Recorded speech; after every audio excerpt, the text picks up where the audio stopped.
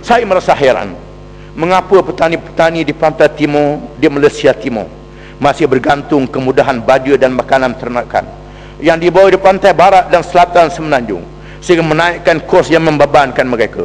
Maka keuntungan hasilnya tidak seberapa. Mengapa kemudahan-kemudahan ini tidak diwujudkan di pantai timur?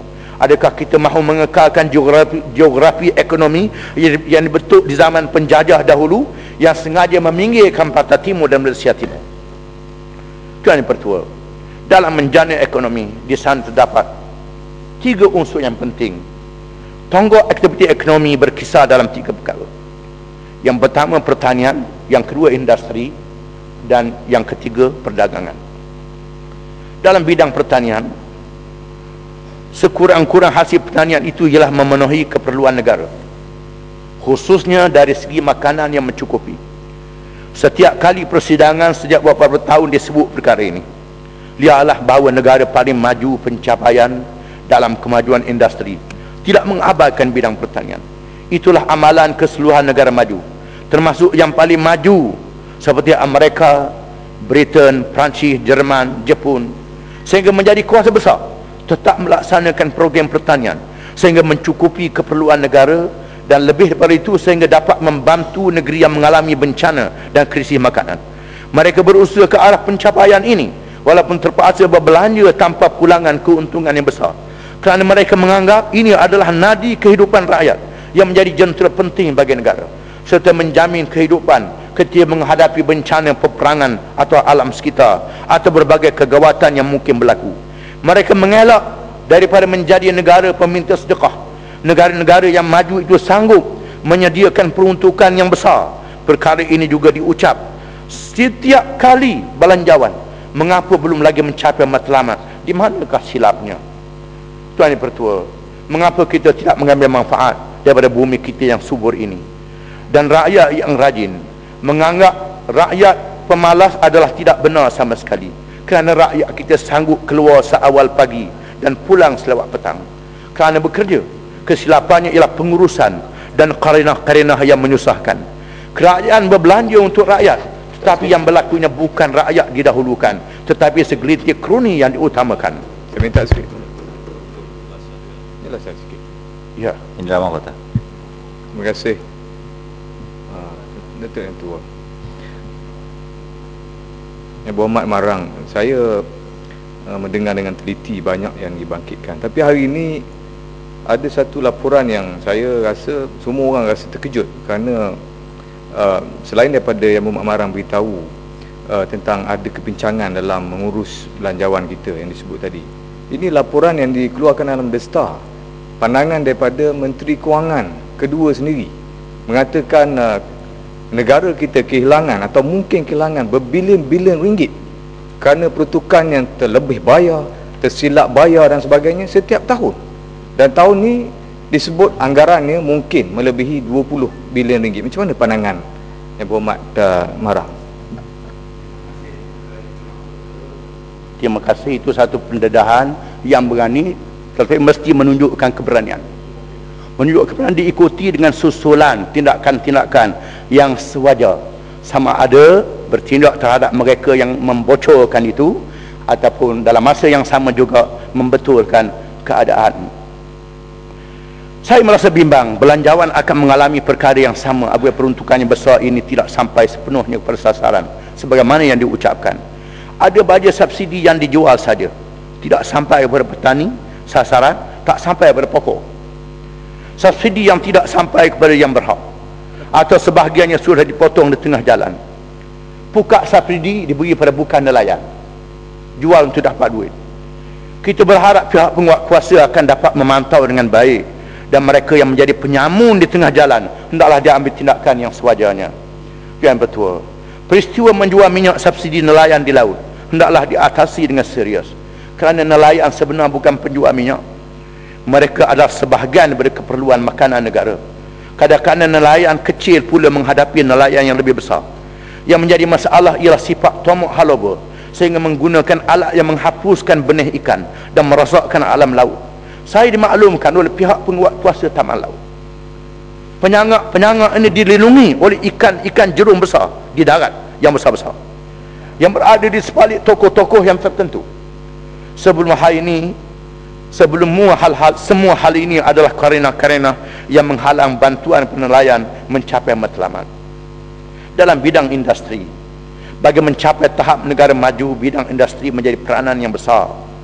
Mestilah mencapai kemampuan industri besar yang memenuhi keperluan dunia dalam segala bidang. Sama ada peningkatan diberi sendiri melalui R&D yang perlu dipermajukan, atau pemindahan teknologi melalui pelaburan asing. Dalam kerakusan menjemput pelabur asing, kerajaan hendaklah berhati-hati memilih pelabur yang bertimbang rasa, bukannya pelabur yang bakhil dan datang untuk menjajah kita sekali lagi, atau yang mudah melarikan diri sebelum mencapai hasilnya. Kerajaan juga hendaklah memilih industri yang benar-benar bermanfaat kepada semua pihak.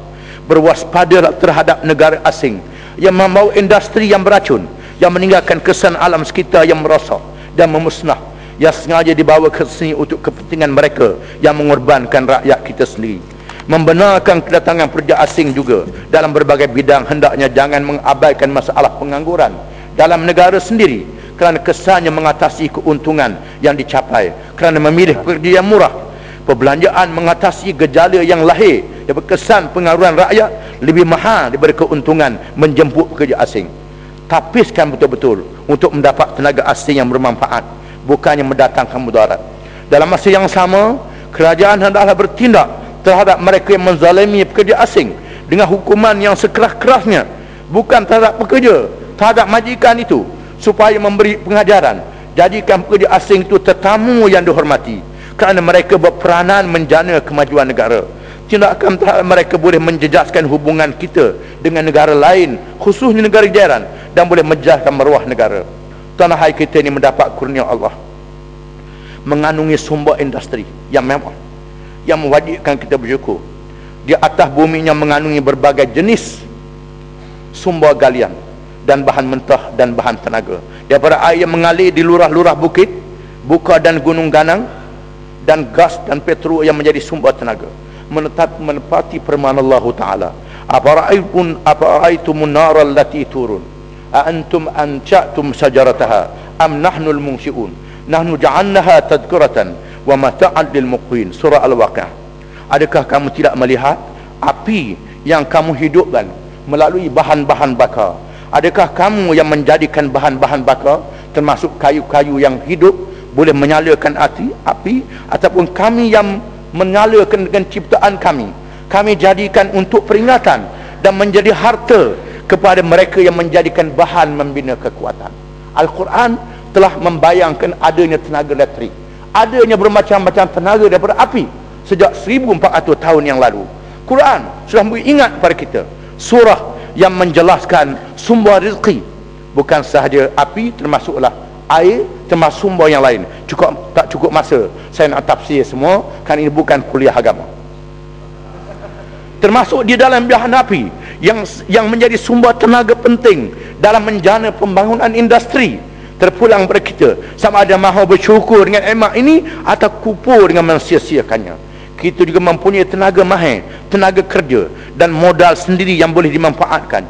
Jangan sia-siakan mereka menghabiskan masa di luar negeri tanpa khidmat kepada negara sendiri. Sentif-sentif sahaja tidak mencukupi, tanpa menghapuskan kerenah birokrasi yang dihantu pengaruh politik yang salah, yang melambat kedatangan, kepulangan pekerja dan tenaga mahir kita sendiri. Dalam bidang perdagangan dan keuangan, yang menjadi salah satu tonggak ekonomi negara, amalan secara konvensional warisan barat yang diberjati oleh amalan dosa seperti riba, monopoli dan sogokan masih berleluasa. Walaupun ada tindakan undang-undang dan penguatkuasaan, begitulah kesan teori ekonomi yang bertuhankan kebenaran tanpa perhitungan dosa dan pahala. Kenyataan dan ucapan belanjawan dengan tegas untuk bertindak ke atas alung yang tidak berlesen menunjukkan keadaan masih parah. Dalam masa yang sama, robohkan pagar makan padi yang hidup dengan rasuah daripada alung-alung. Dalam masa yang sama, kerajaan juga hendaklah berani bertindak terhadap alung-alung yang berlesen yang menyalahgunakan kekayaan untuk segelintir manusia. Islam mewajibkan konsep bertolong-menolong dalam aktiviti ekonomi Saya mengulangi firman Tuhan yang dibaca dalam mukadimah ucapan Yang Amat Berhormat dan Menteri Melangkah Menteri Keuangan, kerana ia sebenarnya satu amalan keras supaya berlaku adil sesama manusia dalam menjana kekayaan. Firman Allah